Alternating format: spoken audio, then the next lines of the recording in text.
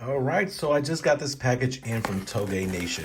Now these guys sell all sorts of factory livery, decals, and whatnot. Here I have the Nismo R-Tune, also known as the Nismo Broken Stripe side decal, and this also includes the one that goes in the bonnet. So let's have a look and show you guys what I got. We'll go ahead and install it and show you guys how this looks at the end. So let's check it out. All right, so we got the side decal here. Got my brother cutting it. The way they set it up and they sent it is in 3 pieces, so it makes installing a lot easier.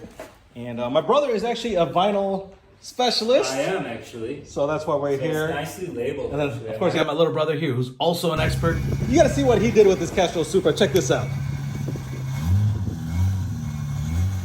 And then we got Touge Nation. That's who it was sent by. So be sure you guys check them out.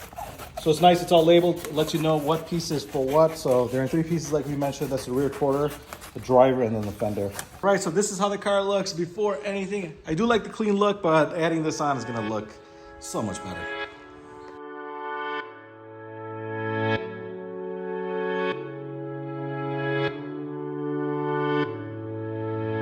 All right, so we got the hood one on. They give you enough vinyl so you can adjust it to pretty much whatever angle and length you want it at, but we're not going all the way. You can do that if you'd like, but yeah, I'm gonna stick with this.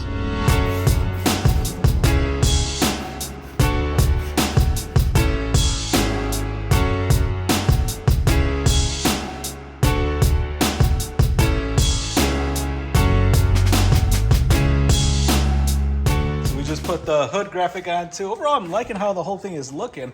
Now, there's gonna be bubbles in here. Don't be discouraged, they'll go away after about a week or so. But yeah, tell me what you guys think in the comments below.